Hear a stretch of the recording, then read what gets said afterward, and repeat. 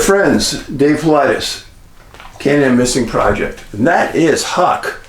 Huck's looking a little ragged today. Just picked her up after doing the premiere, and she's been playing with her friends, rolling in the snow, having a blast, and she's got a thick coat on. I just picked her up about an hour ago, brought her home, and I said, hey, no free rides for you. You got to get going, and we've got to do a video. She goes, okay, Dad. So she came in, and she's being a good girl, and she's happy to be home. So she's going to be paying attention. Huh?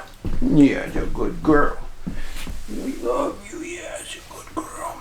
Yeah, you're a good girl. Oh, yeah, you poor puppy. Yeah, thank you. I'm glad you're home. I'm glad you're home. Yeah. I'm glad you're home, yeah. Yeah, it's a good girl. Oh, big yawn. Take a nap, okay? I'll do the job. So, and by the way, had the premiere of American Sasquatch in Tacoma. I'll talk more about that on another video, but great comments from people. Really appreciated everyone's input. But on with this show. Many, probably 50 to 75 of you over the past 2 weeks have sent me an email, etc., about this case in Georgia of a missing attorney. And I got to tell you that I have kept pace with it every day. And it's an unusual case. And the incident involves a man, a brilliant man, named Charles Hosch, 67 years old, missing November 11th, 2025, 6'1", 200. And he went missing on the Byron Herbert Reese Trail on Blood Mountain in Georgia. He's married, 2 grown daughters, and I couldn't believe it when I read it. He's an Eagle Scout. Just lately, I can't believe how many Eagle Scouts have gone missing. It's bizarre. And I came across this picture and I said, you know what? I like this guy more every minute. Just one of his social media posts was him and his dog. He was raised in Gainesville. He had been to the area where he disappeared for years and years, decades, since he was a youth. He was a founder of a Dallas law firm called Hosch and Morris. And he was an adjunct professor at Southern Methodist School of Law for decades. He'd been married 42 years. That's success. Last seen wearing khaki pants, camel-colored sweater, dark green coat. That hurts. A dark green coat in this environment hurts a lot. And why, Dave? It's because this area is so green. And camel-colored sweater, that hurts. Khaki-colored pants, that hurts. Hurts to search. Now, Charles also was a Sunday school teacher at his local church. This is his bio on his own law firm's website. And I'm going to read it to you because I want you to appreciate how complex this man is. He's had 40 years of experience in complex business transactions and litigation. He handles all aspects of data and technology, including development, analysis, use, licensing, and global outsourcing, etc. That right there is a lot. He has a long history of protecting trade secrets, and he has extensive experience in software development agreements while representing both sides of that spectrum. Now, as someone who worked in software development for a long time, I can tell you that we used attorneys all the time. And they were all over the map. Some were great, some not so good. Some we actually seemed to be training while they work for us. It is a strange dynamic.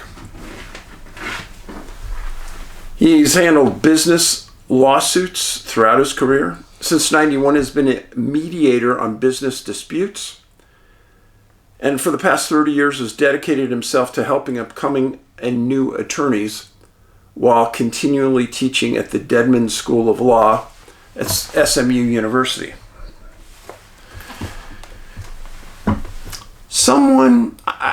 Let me tell you something. Nobody teaches as an adjunct professor for the money. Nope. He's doing that because he's trying to help the community, help the attorneys that are coming up through the pipeline and getting trained appropriately. And some of you may think it's for prestige, etc. It's not. It's not. I was an adjunct professor at USF for a number of years on the human resources side. A lot of people don't know that. But yeah, his education was, he graduated from Harvard Law School in 1983 and he graduated from Harvard College in 1980. Smart man. He had admissions to practice law in the U.S. District Court of Texas and the U.S. Court of Appeals. From 2020 to 2024, he's named one of the best lawyers in Dallas for digital info. He was a fellow for the Texas Bar Association. And he was listed as one of the best lawyers in America for IP and litigation 2018-2019. Named to the Texas Super Lawyers 2003 to 2004, 2007, and 2023 to 2024. And this is the one that really caught my attention. He was part of an Eagle Scout committee for the Circle 10 Council of Boy Scouts in Texas.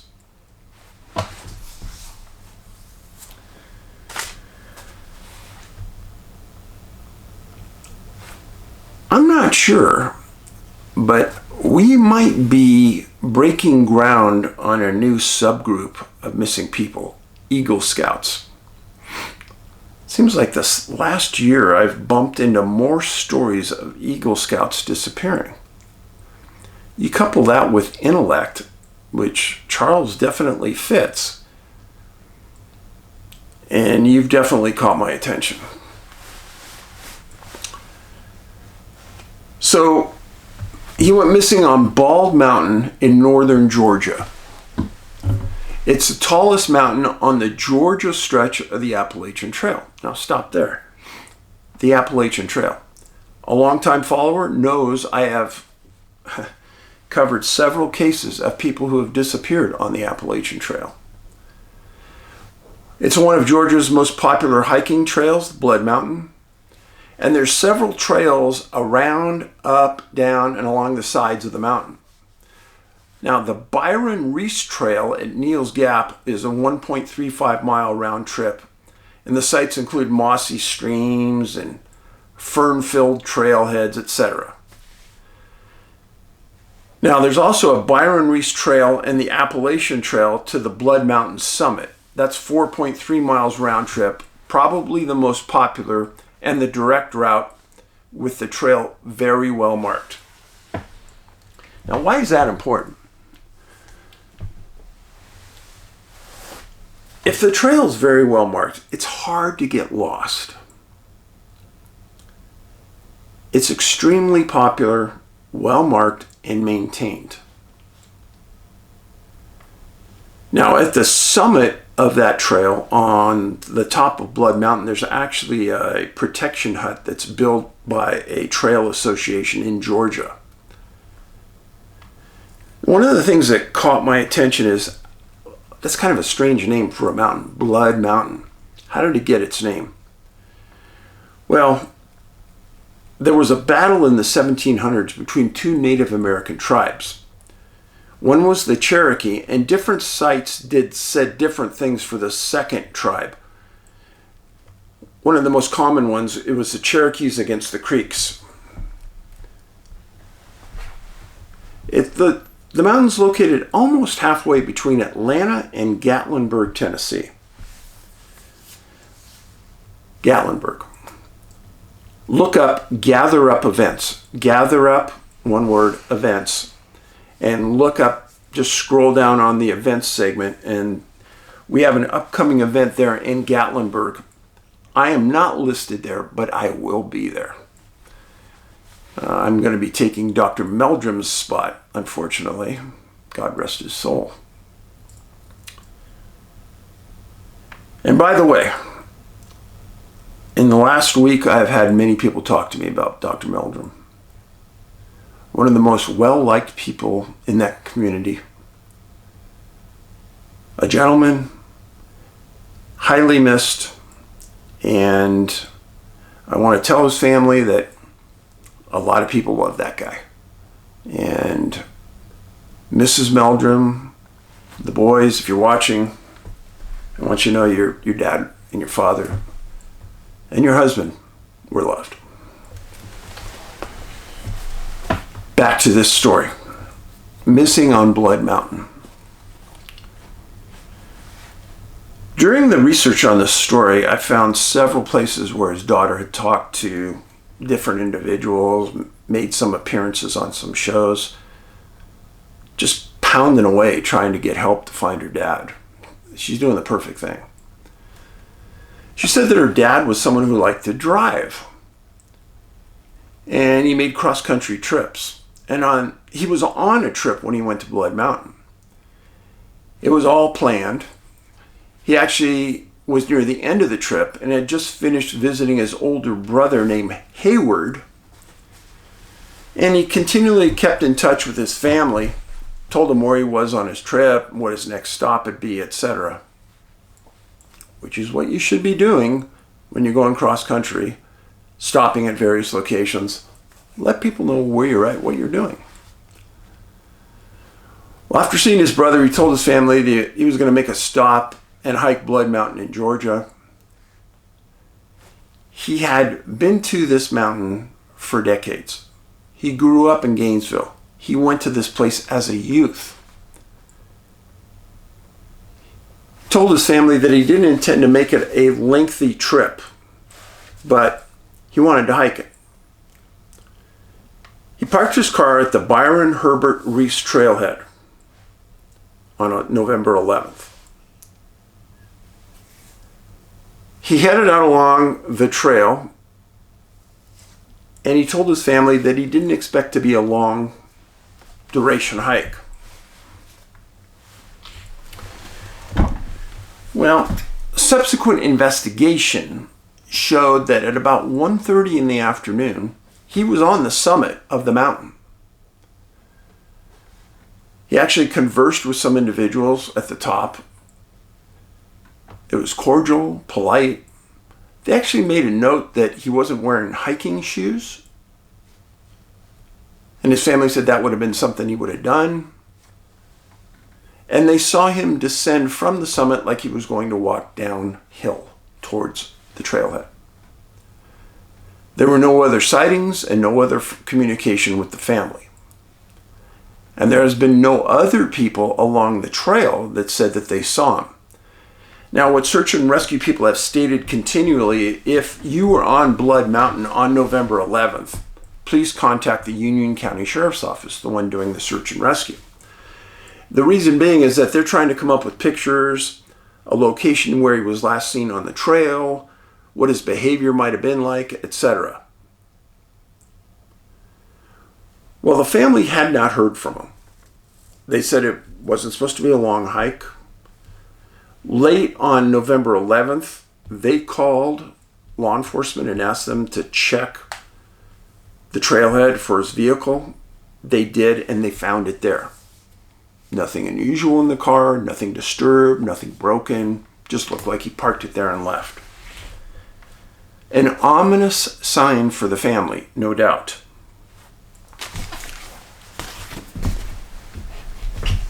Here's a map.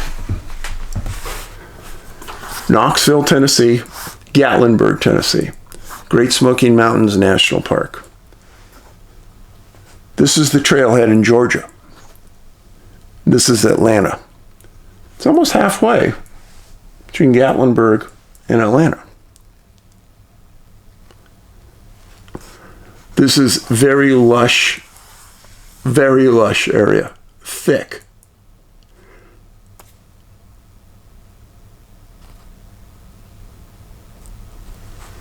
Great Smoky Mountains National Park, lush, thick, just like this. Very thick.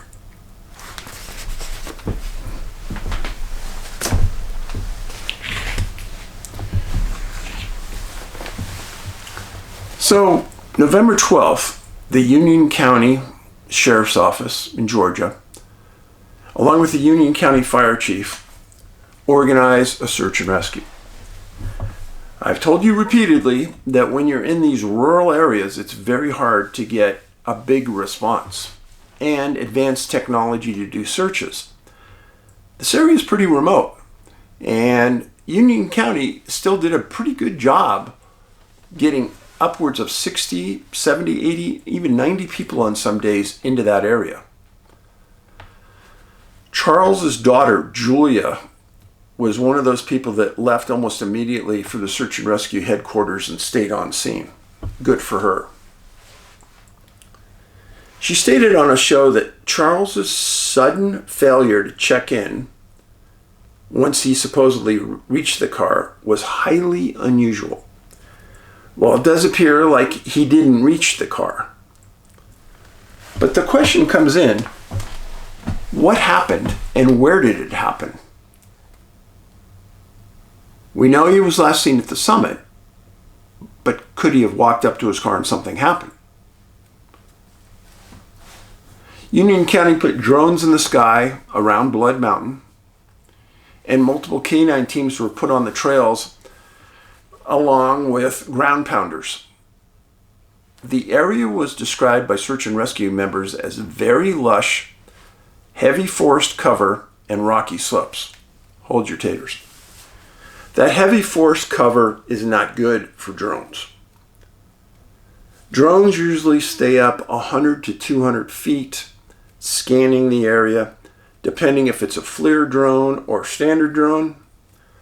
There's now software that will analyze drone footage to see if maybe the operator who is looking at the screen missed a body on the ground, etc. They didn't say what kind of drones they were using. Don't know. Now, the timeline for the events is November 12th, the search and rescue starts. Now, at the start, they're all expecting that Charles is going to be found sprained ankle, broken ankle, something wrong on the trail, immediately off the trail. They send in an emergency team and they evacuate him. Unfortunately, that wasn't happening. As with every search and rescue, the first thing to do is to hike up the trail, keep your eyes around the trail around you, and make sure he's not injured somewhere on that trail. And they usually start from the point last seen, which would have been the summit. From that point, they start scanning outwards. Outwards meaning anywhere from 2 to 4 miles. It's never been stated what Charles's athletic condition is like, medical condition was like, or mental health condition was like. I looked, I could not find anything. I'm not saying that's bad or good. If as long as search and rescue and the sheriff knows, that's the most important thing. If the family doesn't want to put it out to people, I get it. Well, on the 12th through the 16th of November, Union County kept up the search and rescue, and organizational tactics of canines and drones were still being used, along with ground pounders. The press put out a major press release on November 18th about a break in the case. It said that canines, multiple, had a scent hit. SAR team members were reassigned into those areas, and they swarmed it with ground pounders, canines, and drones. They never identified the area. They never said if it was scent sniffing canines or cadaveric canines. But that was on November 18th. We're now into December, and nothing's happened. Nothing has reportedly been found. There's never been a report of any piece of clothing found. So that was on November 18th. November 20th, authorities put out the following statement. This is a peculiar statement too. Authorities put out they were limiting access to hikers and drones to preserve scent trails. Well, first of all, I'm sorry, Blood Mountain should have been closed while this search was going on, and no recreational hikers should be on that mountain at all. Not sure why it wasn't, if it wasn't. What's peculiar is that they said that they were restricting access to drones to preserve scent trails. They said it in the same sentence. That dog doesn't hunt. Drones are high up in the air, and they have these little tiny propellers on them that put out a little bit of wind that keeps them elevated. I can tell you they will not have an effect of any scent trail on the ground. So why they are restricting that doesn't make any sense to me. Just saying. November 22nd, the search continued with the focus on ground operations. At that point, they'd been into the search for 10 full days. Now, 10 days of searching these days is a good long search. Nowadays, we're seeing a 5-day normal to 7-day max. 10 days is probably because there were a lot of people pushing to find Charles. His law firm was there, his family was there, and what I've told you before, if you're not pounding that drum, if you're not in their ear saying, you want to find your dad, you want to find your partner, and demanding more resources, you're not going to get them. This family did the right thing. And after November 22nd, Search and Rescue put out something I usually do not see in searches. They said they're trying to resolve several issues that in their minds are unresolved. They're trying to understand the complete sequence of Charles's descent from the summit. Obviously important because he was last seen on the summit. So some issue happened between the summit and the car, right? And they're trying to understand if there were any stops or deviations in that descent. Well, I'm just saying that there had to be a deviation on the descent, otherwise they would have found him on the trail, right? And they were trying to locate any potential trail cam footage. As an area that is probably hunted extensively, hunters put up trail cameras to see if there's any potential deer in that area. As of today, I hadn't heard of any trail cam footage coming forward. I'd be surprised if there wasn't trail cams up in that area. Trail cams are usually off trail looking for game. Knowing that Charles is not on the trail, the footage would have been important. They're also trying to determine whether descending or ascending the terrain caused him disorientation. There's never been any information from Search and Rescue or the family that he had ever been disoriented, ever had dementia, etc. So that kind of threw me a little bit.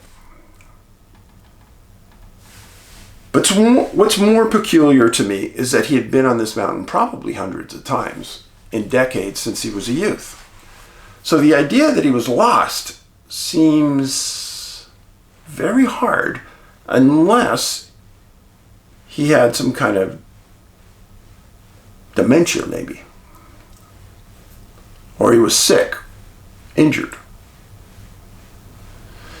His daughter stated on a show that it's unclear what happened to him on the trail. Absolutely, it's unclear. November 24th, Union County officially suspended their portion of the search operations, and they pulled out, and the fire chief pulled out. But the family had planned for this, and they launched a website, and the website is bringcharleshome.com. And they had already contacted private searchers to come in, and they brought in a new search and rescue commander, 2 new dog teams, brought to the scene, more and new volunteers, targeted specific areas of Blood Mountain. So if they're targeting new areas of Blood Mountain, implying that they weren't searched in the past, that would be probably a smart thing to do. They also stated on November 28th that they were bringing in new analytical tools. That wasn't explained. Drone ops were up again, they stated, and the request made for more canine teams to the public. That's unusual. So there are several very credible private search and rescue teams out there. Some are expensive, some are completely volunteer, and they have had success in the past. On November 29th, they stated that a new nonprofit SAR team was on site. That's good. Now, obviously, Charles had assets. I would probably have brought on, if I had the assets, a private search and rescue team. It would have cost some money, but I think they would have done a very, very thorough assessment and analysis of what had been done and what more could be done. Since they never mentioned who that nonprofit team was that they brought on, I can't make any comments about it. Don't know. So let's review this for a second. And this is important. Charles was a very smart man who knew that area intimately. He was described by people who worked for him and had taken his classes that he was a very caring person who liked to get to know clients and friends. And this was amazing to me. They stated that Charles's way of getting to know someone would be to ask them, "Would you please tell me your life story?" And then he would intently listen. How many people in his position as a partner in a major law firm would do that? Not many. But that really shows the intellect and the caring behind the person. The students declared that he was an exceptional teacher, attorney, and outdoor enthusiast. Now, all the other sites out there are going by the hashtag #BringCharlesHome. So, Charles knew Blood Mountain very well. If he had a sudden medical issue while on the trail, he would have already been located on the trail or adjacent to the trail, because those have all been searched multiple times. I had a question for the family. Was he the type of hiker that would have wandered off trail? It sounds very doubtful because he wasn't wearing hiking boots, just normal street shoes. So going off trail doesn't make any sense. There was also never a mention of a cell phone being pinged or used for triangulation. That could be because there's so few towers out there. I'm not sure, but they never mentioned it. So let's just state the obvious. He's off trail. Question is, how far off trail? His family could help with that by saying, did he exercise regularly? Did he hike every day? Did he run? I have no idea because it was never stated. So how far someone could go off trail is dependent upon their condition.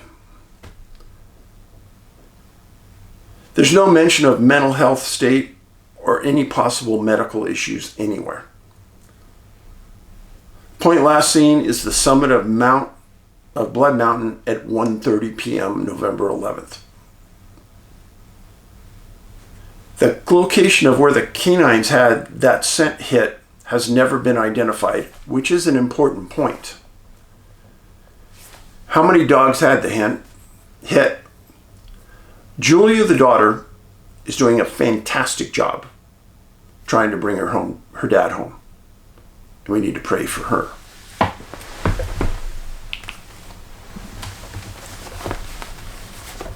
Now, obviously, the best thing would have been if Charles would have had a personal locator beacon, or would have had one built into his phone, because, as I've stated many times, cell phones all have that now, all Apple cell phones. And you should become familiar with it if you have one of those phones. And I'm not real familiar with phones outside of Apple, but I would check on it. And it's a $300 added purchase if you get a personal locator beacon. So by getting an Apple phone, you're saving that amount of money at least. I'm not a big Apple advocate. I do have an Apple phone, I will say that. I just got a new one within the last several days. And I will say this, that I went into Best Buy to look at Apple phones. And I brought in my phone. I said, hey, how long would it take for you guys to transfer the data on the phone? And they said, oh, we got to go through the iCloud. And then we've got to transfer that data from the cloud to our bank. And then we've got to transfer it back on. And it could take anywhere from 6 to 9 hours. This was like the head person at Best Buy. So when I was doing the premiere in Tacoma, I went into the Tacoma Apple store and I asked him how long would it take to transfer the data. He looks at the phone, he looks at the amount of data on my phone, he goes, 30 minutes. I go, could you do it now? Yeah, right now. I was in and out of the Apple store transferring all of my data to an Apple phone in less than an hour. That will tell you something about Apple's ability with their phones. I was stunned. Anyhow, enough Apple. But I do like their phones. So, they never said what kind of phone Charles had, whether it was pinged, if it went dead, when it went dead, all things of concern. The recommendation I would make to his family, get professionals in there, number one, or there's 2 private search organizations that I would call in. I'm not sure why they're not naming the search team that's involved. I don't understand the rationale for that. But you are important. And I met a lot of you at the Tacoma premiere. Wow, just super nice people. All of you guys were great. And I love meeting all of you. Thank you. If you know of a missing person, let me know. missing411@yahoo.com. I want to know. I can't figure out everyone who's missing all over the world. There's just no way. And a lot of these stories are just kept very local. Charles's case went national because of who he was. I hope you guys have a good holiday season. Be safe. Be kind. Remember, I have a 20-segment class right here on my YouTube channel on Bigfoot. You need to take it. Paulides out.